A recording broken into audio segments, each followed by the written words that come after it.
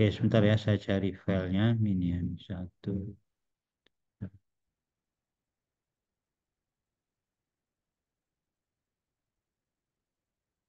Nah, ini kayaknya nih.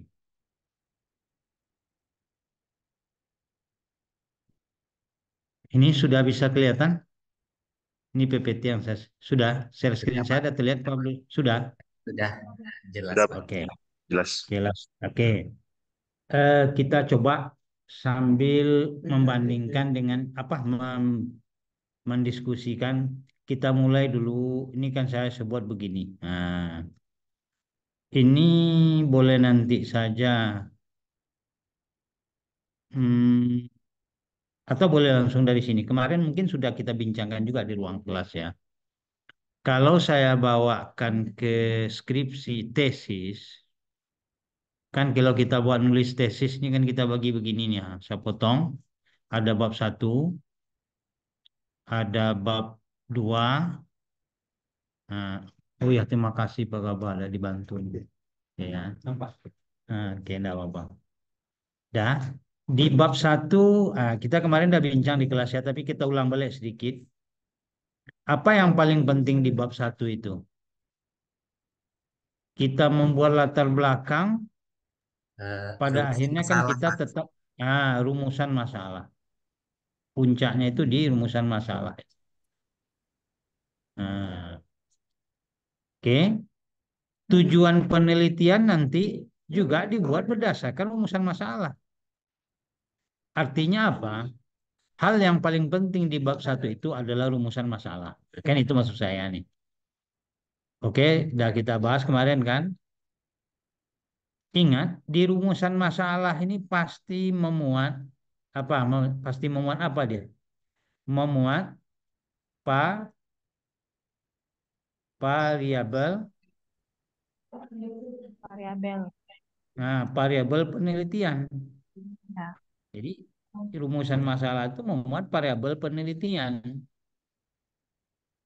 Nah, kita beri contoh kemarin kalau tidak salah, misalnya rumusan masalahnya apakah terdapat pengaruh yang signifikan dan positif supervisi akademik kepala sekolah terhadap kinerja guru MTSN 3 siap. Nah, kira-kira kalau kita ambil MTSN Pak Abdullah nih kan, berarti di situ variabelnya apa saja? Boleh. Pengaruh Siapa? isi akademik. Ya.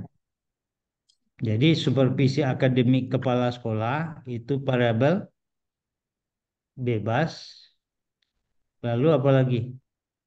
Kinerja guru Kinerja Ada guru variabel motivasi Bapak. terikat. Tapi artinya apa? Nah, oke, boleh motivasi. Hmm. Artinya apa? Bahwa rumusan masalah itu memuat variabel penelitian. Oke. Baru kita pindah ke bab 2. Nah, apa yang kita tulis di bab 2 saat buat tesis itu? Yang kita tulis di bab 2 itu adalah satu, ini satunya. Nah, satu, nah, yaitu teori atau konsep yang relevan. Nah, itu relevannya kemana? Relevannya adalah ke variabel penelitian. penelitian. Jadi kalau tadi variabel penelitian kita adalah supervisi akademik kepala sekolah, ya berarti kita akan mengkaji teori tentang supervisi akademik. Nah, ditulislah teori tentang supervisi akademik. Carilah literatur yang membahas tentang supervisi akademik seorang leadership terhadap yang dipimpinnya. Lalu apalagi yang kedua teorinya tadi? Teori tentang kinerja guru. Karena variabel kita tadi kan tentang kinerja guru. Nah, itu maksudnya. Baru yang kedua, apa yang kita tulis lagi di bab 2 itu? Yang kita tulis di bab 2 itu adalah penelitian. Ini penemuan yang relevan ini maksudnya penelitian. Nah, jadi penelitian, penelitian yang relevan. Yang relevannya kemana lagi? Ya, ke variabel tadi juga. Jadi kita carilah penelitian tentang supervisi akademik, cari artikel. Nah, yang ada kaitan ke kinerja guru. Nah, apa hasil penelitian orang itu di berbagai tempat? Nah, itu yang kita beri ulasan nanti. Setelah itu secara skripsi nanti ini nomor 3 dia. Nah, tapi secara bagan inilah cara berpikirnya. Berdasarkan ini dan ini, kita buatlah kerangka berpikir penelitian. Nah, kalau begitu apa yang dimaksud dengan kerangka berpikir penelitian? Kerangka berpikir penelitian itu adalah suatu sintesa tentang keterkaitan antar variabel penelitian yang dijadikan dasar untuk membuat hipotesis penelitian. Nah, maka itu jadi baru dikeluar hipotesis penelitian yang di sini. Nah, hipotesis penelitian baru keluar ini hipotesis penelitian ini yang saya kotak. Nah, kan topik kita hari ini kan ini nih, hipotesis penelitian. Boleh sampai di sini ada yang mau bertanya dulu sebelum kita masuk ke hipotesis penelitian. Silakan ada pertanyaan supaya jangan satu arah boleh aja bincang. Jadi hidupkan mic-nya bertanya. Gimana Bu Betri Murni, Bu Samsinar, Bu Marlinda, Pak John, Bu Zilfiatri, Bu Evi, Suherman, Baby Suryaningsi, Bu Diana. Ada pertanyaan enggak? Kalau enggak saya coba buat pertanyaan. Mestinya Bapak Ibu bertanya. Kalau kajian teori yang relevan sudah jelas, tapi yang relevan dengan variabel penelitian. Kalau penelitian terdahulu yang relevan atau penemuan yang relevan itu jelas penelitian-penelitian yang relevan. Tapi kerangka berpikir tadi apa? Apa sebenarnya yang kita tulis di kerangka berpikir? Nah, tadi sudah saya tegaskan bahwa kerangka berpikir penelitian itu adalah suatu sintesa yang menggambarkan keterkaitan antar variabel penelitian yang dijadikan dasar untuk memajukan hipotesis. Jadi kalau begitu yang kita tulis di kerangka berpikir penelitian itu apa? Gambar atau sketsa. Apa? Ah, jadi kerangka berpikir penelitian tadi siapa tadi yang jawab? Siapa? Gimana Bu? Dibuat dalam bentuk gambar atau sketsa yang disusun terlebih dahulu itu keterkaitan antara hubungan antar variabelnya. Baru dibuat hipotesisnya seperti itu. Ya, oke, Bu Indah ada berusaha nih jawab. Jadi kerangka berpikir penelitian itu sintesa yang saya maksud itu ditulis secara deskripsi, jadi narasinya tetap ada. Baru dari narasi itu kita buat gambar atau bagannya. Apa yang kita tulis? Ya hubungan. Jadi kalau tadi kita sebut supervisi akademik dengan kinerja guru, maka di kerangka berpikir itu kita membuat deskripsi atau narasi hubungan antara supervisi akademik dan kinerja guru secara teori dan secara hasil penelitian. Itulah yang kita sintesa. Itu yang kita deskripsikan, kita buat narasinya. Nah, jadi kerangka berpikir itu bukan hanya gambar, tetap ada uraiannya dulu. Nah, dari uraian itulah kita coba gambar. Nah, tapi kaitkan dia dalam kerangka permasalahan keseluruhan. Nah, setelah mengerti seperti ini, bagaimana cara membuat? Nah, disitulah kita perlu nengok contoh tesis orang gimana di tesis orang ya. Nah, tapi ngerti dulu, karena bisa jadi nanti yang terlihat keliru. Nah, kalau keliru jangan itu ditiru. Oh, ini nggak benar nih kalau begini. Nah, itu gunanya kita ini. Jadi kerangka berpikir penelitian itulah yang sebenarnya pekerjaan kita. Kalau teori ya tinggal mencari teori, ya kita tulis. Penelitian juga. Tapi di kerangka berpikir kita mensintesa, kita menganalisis bagaimana hubungan antar variabel penelitian itu. Nah, lalu kita tulis, kita buat deskripsinya, buat narasinya. Setelah itu kita gambar. Nah, tergambar sehingga tergambarlah di kerangka berpikir itu bagaimana kaitan antara supervisi akademik akademik kepala sekolah itu dengan kinerja guru secara teori Hmm. atau dari hasil penelitian. Berdasarkan itulah baru kita mengajukan hipotesis. Nah, gitu. Baru kita membangun hipotesis. Nah, sekarang baru kita buat pertanyaan yang pertama tadi. Kalau begitu, apa yang dimaksud dengan hipotesis penelitian? Hmm. Nah, coba Pak Abdullah boleh. Menurut saya hipotesis itu dugaan sementara yang kita dapatkan berdasarkan kajian teori yang telah ada dan variabel yang telah kita buat. Itu, Prof. Oke, oke bagus. Cuman agak agak belum belum terinci. Dugaan sementara dari apa? Kan dugaan sementara berdasarkan dugaan sementara apa? Dugaan sementara saya tidak bisa hadir. Dugaan sementara saya. Jadi jelaskan dugaan sementara apa gitu, Pak Abdullah. Coba dipertajam supaya jangan salah pengertian. Jadi hipotesis penelitian itu adalah dugaan sementara apa? Nah, beri dugaan Dari, sementara dari apa dia? dari variabel Jangan. yang telah kita buat, Prof. Oke.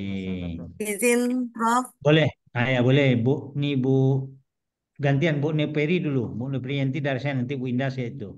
Oke, siap. Izin Prof yang berusaha menjawab. Siapa?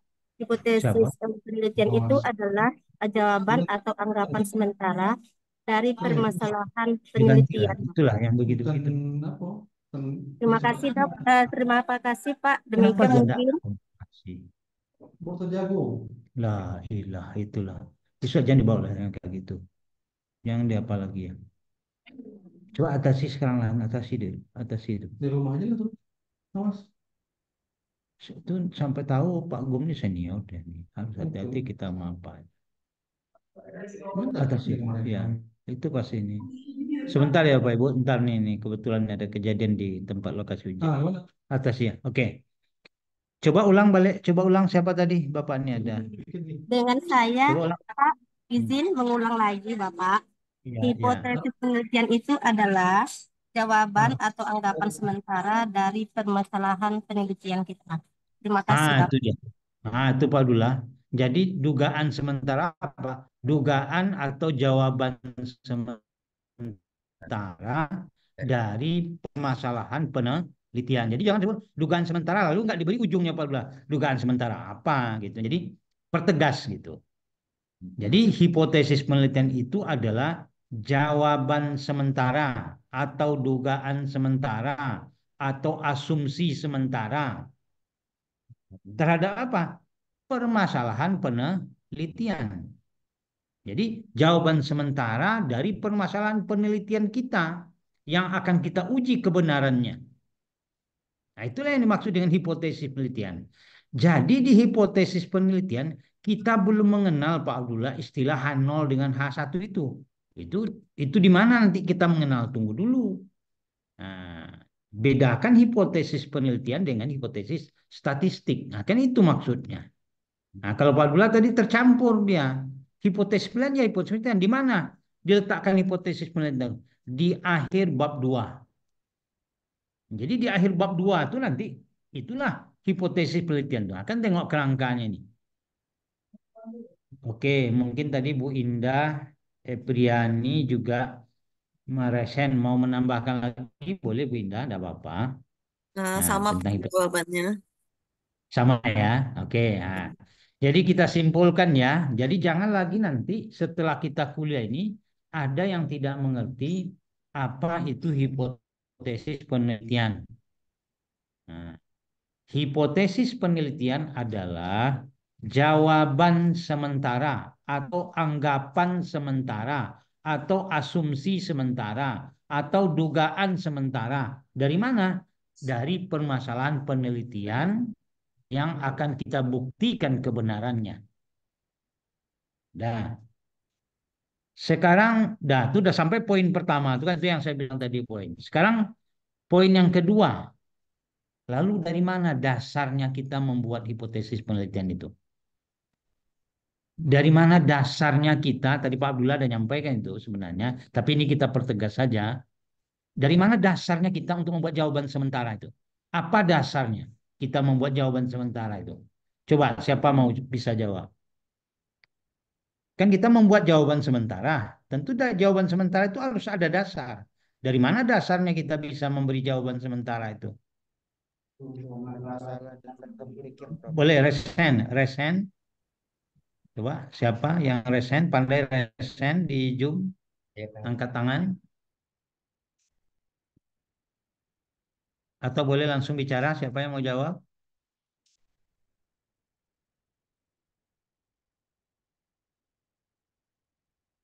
Ya, ya, ya.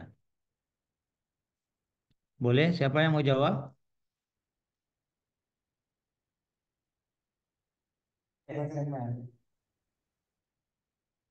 Dari mana dasarnya kita membuat hipotesis penelitian?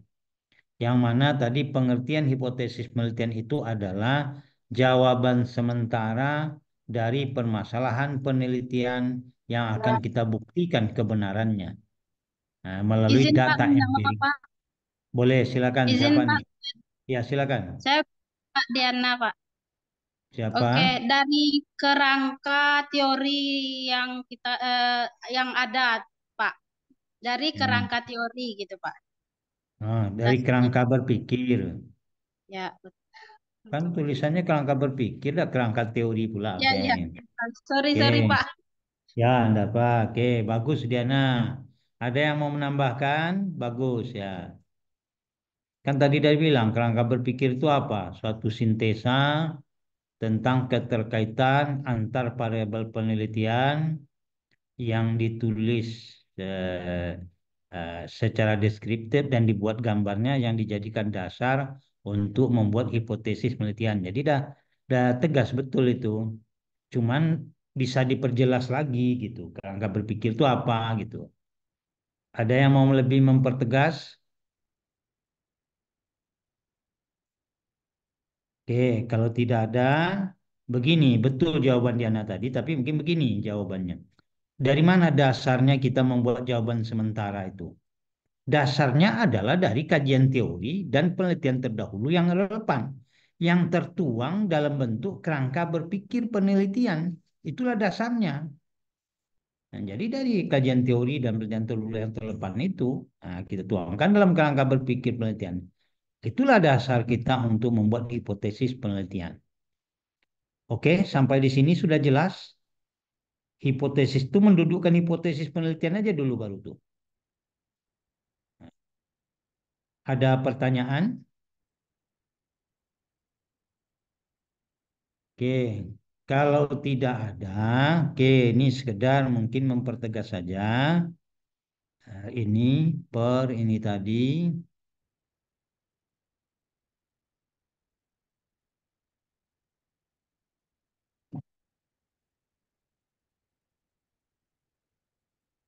Nah, ini pengertian hipotesis tadi. Ini yang dibuat kata siapa tuh secara etimologi, hipo dan tesis. Hipotesis ini dari Donna Ari, ini dari Sugiono, ini dari Erwan Agus. Nah, simpulkan apa itu hipotesis. Sudah kita simpulkan tadi bahwa hipotesis penelitian itu adalah jawaban sementara dari permasalahan penelitian yang akan kita buktikan kebenarannya dengan menggunakan data empirik. Oke, sekarang sebelum kita masuk ke bagaimana menguji hipotesis itu, ini ada cara menyusun, nggak terlalu. Nah, ini kita perlu mengenal dulu jenis atau macam-macam hipotesis penelitian. Kalau H0, H netral, H alternatif itu tidak di sini dia, Pak. Itu nanti itu di hipotesis statistik. Jadi kita kenal dulu. Hipotesis penelitian itu pasti akan ada 3 jenisnya seperti ini. Tadi dari beri contoh oleh Pak Abdullah nih. Nah, jadi ada hipotesis penelitian itu komparatif. Nah, apa arti komparatif? Kan perbandingan.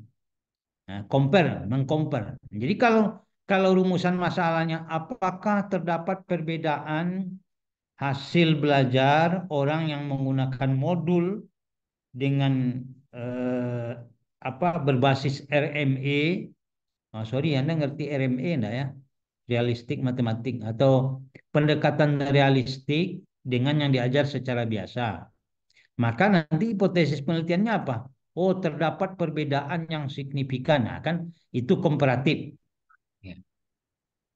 Nah, boleh satu parabel, boleh dua parabel atau lebih. Tapi kalau asosiatif, nah, itu asosiatif apakah terdapat pengaruh? Nah, itu asosiatif tuh. Apakah terdapat hubungan? Nah, itu asosiatif tuh. Tapi kalau deskriptif, nah itu yang disebutkan Bapak apa tadi? Mendeskripsikan. Apa tadi contoh Pak Abdullah itu? Warna apa tadi? Apa tadi deskripsi Pak Abdullah? Warna apa tadi contohnya? Mobil ya. Lupalah saya. Nah, mobil warna gelap warna apa tadi ya? Ya.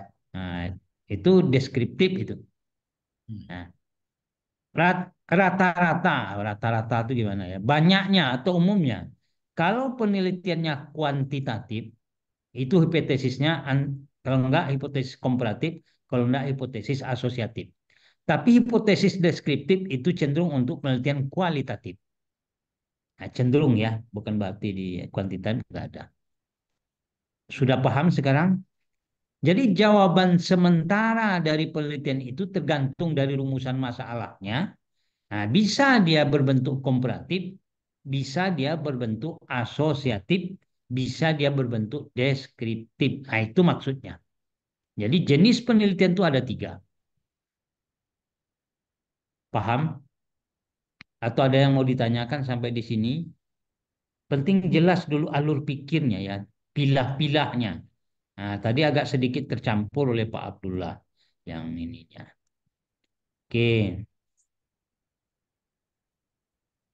kalau tidak ada bisa kita lanjut. Lanjutnya itu bagaimana cara menguji hipotesis penelitian. Nah, kan itu lagi lanjutan pertanyaannya. Bagaimana cara menguji hipotesis penelitian? Coba, siapa yang bisa jawab? Bagaimana cara menguji hipotesis penelitian? Ada yang mau komentar?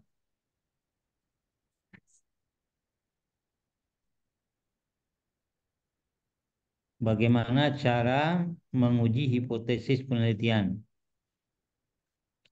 Hipotesis penelitian, udah paham tadi itu dia jawaban sementara dari persoalan penelitian yang akan dibuktikan kebenarannya berdasarkan data empirik. Nah, jenisnya ada tiga, bisa berbentuk komparatif, asosiatif, atau deskriptif. Sekarang bagaimana cara mengujinya? Gimana Pak Abdullah? Apa jawaban jawaban apanya Pak Abdullah? Cara mengujinya itu. Oke, kalau tidak ada jawabannya adalah kita membangun hipotesis statistik.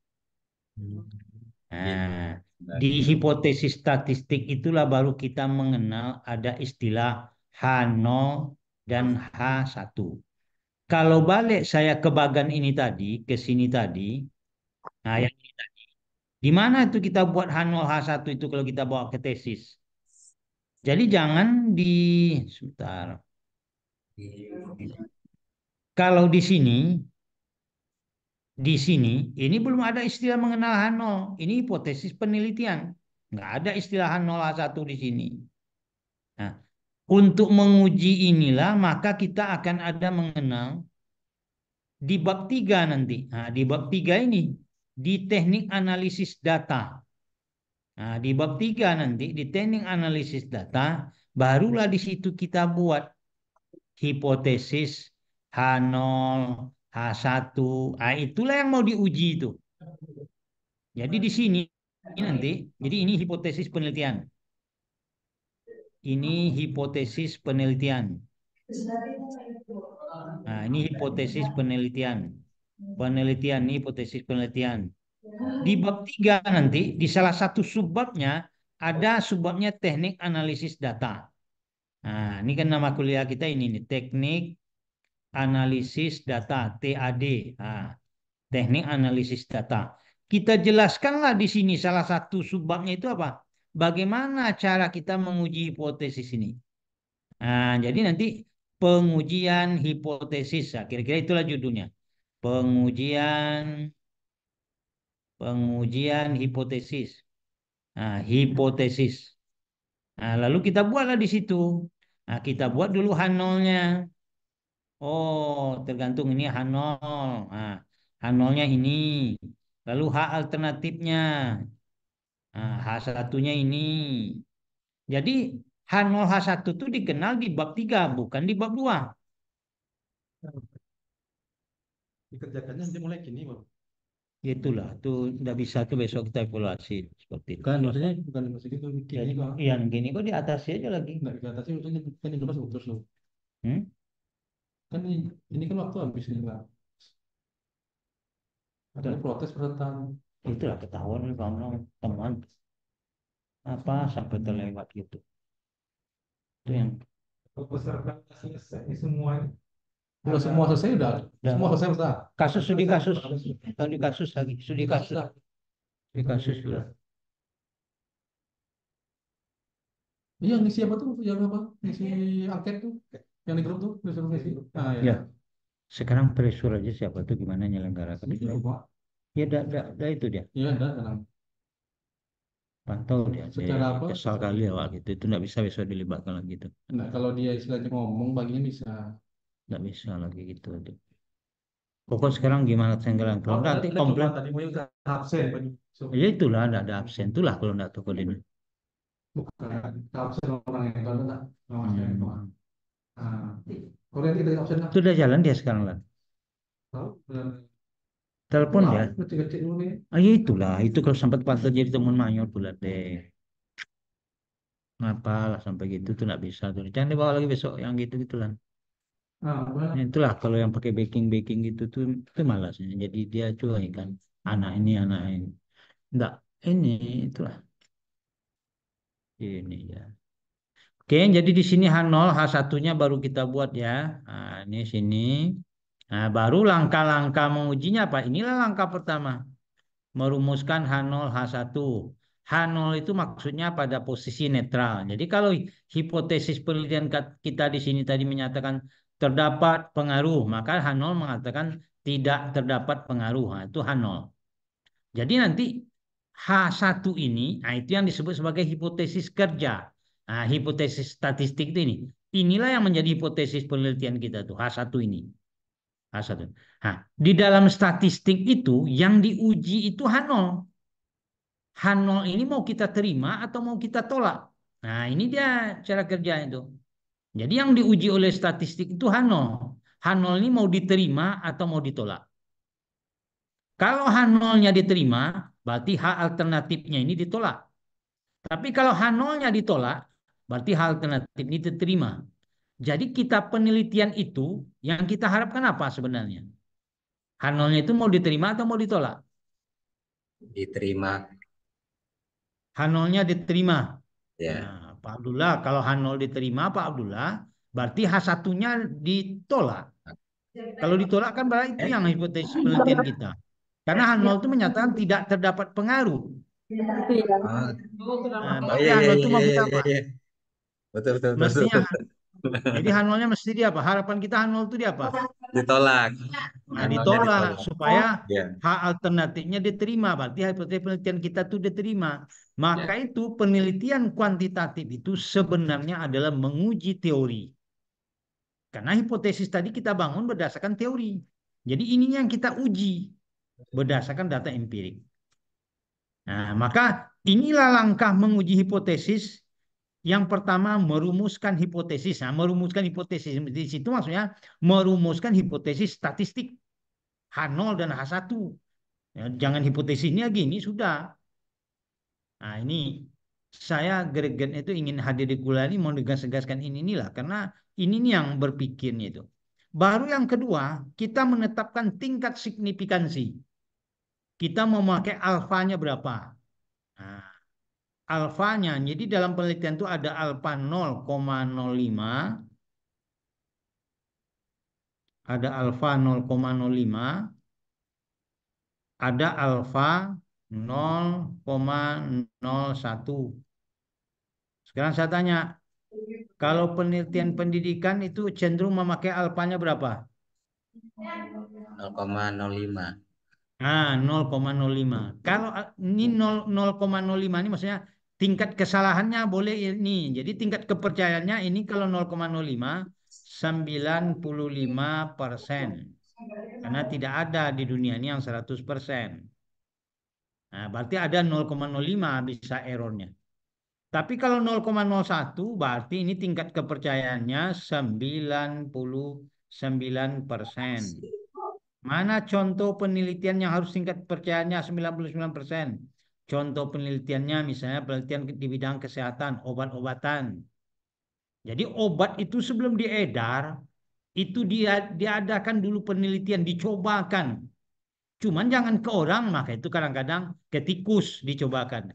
Karena tikus itu katanya unsur apa ya, eh, apanya hampir sama dengan manusia. Nah, jadi kalau mati ya tikus yang mati. Kalau dicoba ke orang langsung nanti mati orangnya kan ini. Nah, jadi kalau seandainya obat itu kita uji cobakan ke 100 orang, itu satu orang yang boleh gagal. Itu maksudnya 99% tuh. Baru obat itu boleh beredar. Tapi kalau penelitian sosial, penelitian pendidikan, itu kita hanya tingkat kepercayaannya 95%. Artinya 0,05 itu bisa keliru itu. Maka itu nggak ada 100% di dunia ini. Kebenaran hakiki itu sesuai dengan keyakinan kita ya tetap di akhirat. Paham? Itu yang kedua. Yang ketiga, langkah menguji hipotesis itu baru memilih statistik. Jadi kalau perbedaan, nah disitulah statistik tuh TAD itu nanti berguna tuh. Kalau dia perbedaan, uji perbedaan berarti kita menggunakan uji T atau uji ANOVA. Uji T untuk kalau yang kita bedakan hanya dua variabel. Tapi kalau lebih dari dua variabel pakai ANOVA. Tapi kalau hipotesisnya hubungan pengaruh, kita pakai regresi dan korelasi. Nah, jadi ini menetapkan uji. Nah, uji statistiknya apa? Setelah ditetapkan ujinya, apa lagi langkah kedua menguji hipotesis itu? Kita memuat kriteria. Kriteria penolakan atau penerimaan H0. Kriteria H0. Di mana daerah H0 ini mau diterima itu tergantung dari uji statistik yang kita gunakan. Oke, sampai di sini bisa dipahami. Sebagian tulisan tadi sudah ada di tempat Pak Abdullah itu, cuman nggak terpilah apa. Ada yang teriris-iris, nggak ngerti, nggak terpilah baik baru. Nah, mestinya clear gitu, jangan tumpang tindih. Jadi bedakan hipotesis penelitian dan hipotesis statistik. Hipotesis penelitian itu kita uji dengan membangun hipotesis statistik. Itu kalau dibawa di tesis, hipotesis statistik itu kita tulis di bab 3, hipotesis penelitian kita tulis di akhir bab 2. Nah, jadi jelas bedanya. Jangan di bab 2 pakai H0, nggak ada H0 di situ. Sampai di sini sudah ada pertanyaan enggak? Sudah apa enggak? Ini udah mau berakhirnya tentang hipotesis penelitian. Silakan ditanya. Ini jaringan saya kurang stabil nih. Tahu-tahu saya terlempar nanti ini. Sudah bisa dipahami? Ada pertanyaan?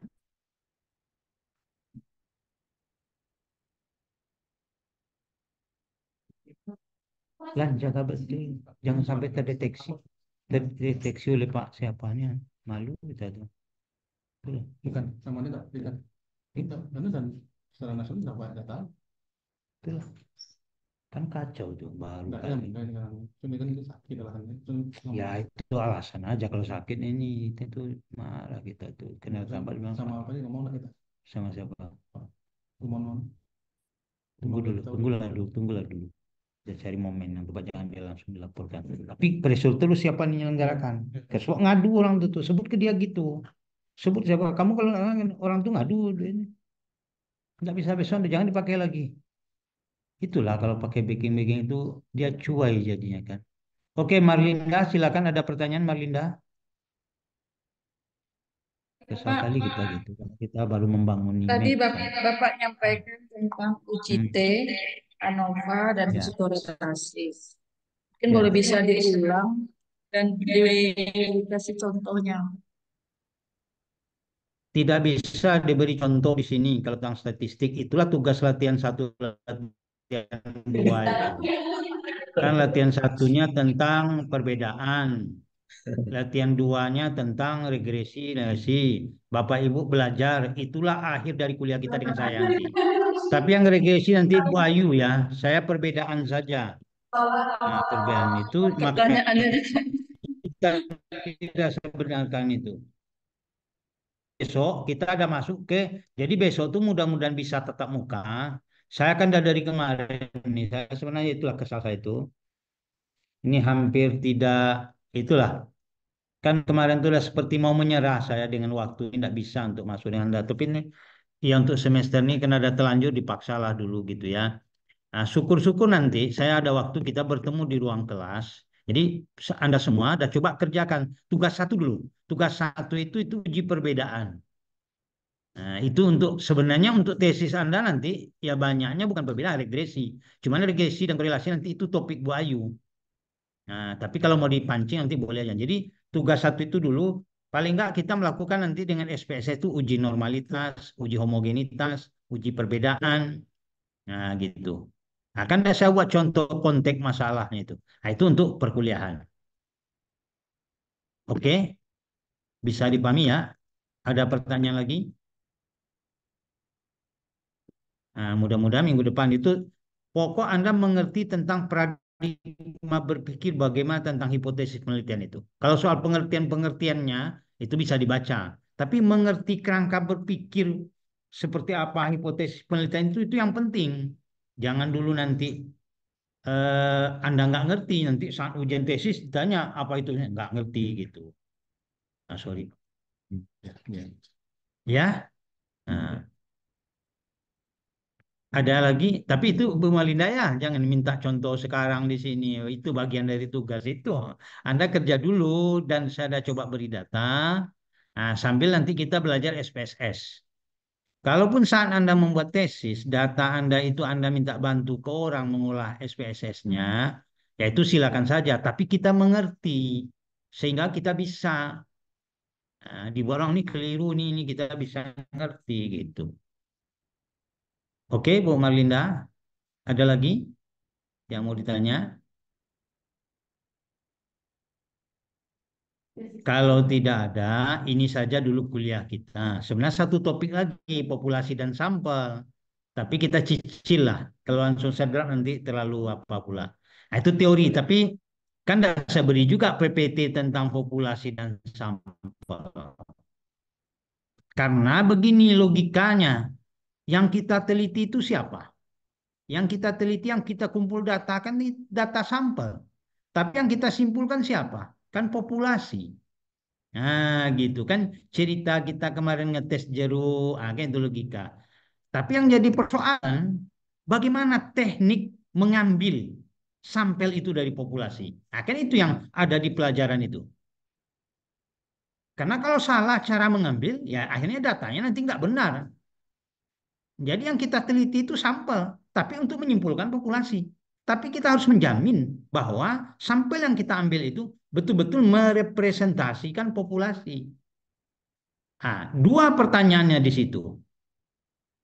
Cara mengambil itu yang teknik sampling, lalu besar sampel. Kalau populasi itu 500 orang, kalau orang misalnya kita atau siswa, berapa besar sampel yang harus kita ambil? Itu harus ada dasar Anda. Nah, 2 itulah yang mau kita bicarakan di topik yang kedua. Nah, tapi tetap ansur-ansur sudah ini. Jadi Zoom berikutnya lagi lah, nah, supaya jangan ini. Oke? Minggu depan apa tuh? Kalau seandainya kita bisa bertemu tatap muka, minggu depan itu nanti ya kita bahas tentang populasi sampel itu agak sejam. Nah, setelah itu kita masuk ke yang uji normalitas, uji homogenitas, pakai SPSS. Nah, datanya coba itu aja. Jadi Anda coba di rumah. Jadi install SPSS di laptopnya. SPSS itu pada prinsipnya berbeli sebenarnya. Tapi ada di video tuh, cari di video di YouTube tuh, bagaimana cara menjebol keywordnya itu key untuk itu. Kan key-nya itu yang dibeli. Nah, ada tuh. Nah, dia trial and error nanti, tapi trial and errornya sampai 4.000 hari. Berarti kan udah bertahun-tahun kita pakai. Oke, nah gitu. Boleh kita akhiri kuliah kita dulu atau mau lanjut? Nanti lanjut terlalu banyak nanti. Nah, kita Screenshot cicil. dulu, foto dulu. Buka Oh, foto dulu foto daftar dulu hadir nanti ya. Oke, ada bukti. daftar. Ya, Ya, iya daftar hadir ini. Oke, screenshot dulu. Coba wajahnya buka semua ini. Suherman, ya buka Baby kameranya. Sukaningsi, Marlinda, Nur Harisma, Padri, Nopi Perlintasari, Anel Saitan, Satri Widayanti, Nur Harisma. Coba buka wajahnya. Kalau nggak buka wajah berarti orangnya nggak ada tuh. Nggak ada mungkin di belakang. Ada langsung Pak jadi buka wajah dia. Oke, oke Nah, boleh screenshot. Nah Pak Suherman, oke. Dengar tadi Pak Suhermannya, Satri, oke. Marlinda buka Bu. Oh Pak Suherman dua perangkat kayaknya. Jadi ada dua nama dia. Marlinda, Nur Harisma. Oke, boleh screenshot. Letak di grup WA kita, nanti tahu siapa yang hadir di grup WA kita. Dengan berbagai gaya. Ctrl C. Oke, sebentar saya letak di grup WA kita. Teknik analisis data. Itu lagi Pak. Kesal kali juga siapa dia. Itulah payah dalam dunia sekarang. Artinya dia langsung terekspos tuh di grup nasional. Padahal kita sedang membangun image kan. Karena itu fatal loh. Itu ya, itu mayor tuh. Kalau sempat dicatat apa? Orang ini rapat. Membuat laporan nih penyidik. Itulah yang kesal. Kan itu yang dibilang di pertemuan. Kan saya jaga itu. Oke. Itulah kita silap pula tadi nangap saya. Itulah itu untuk jadi pelajaran kita sekretariat untuk ke depan pelaksanaan. Kan harus terdeteksi itu silap itu masih diabsen kan tahu. Jadi di awal tadi kan bisa ditelepon atau di ini kan.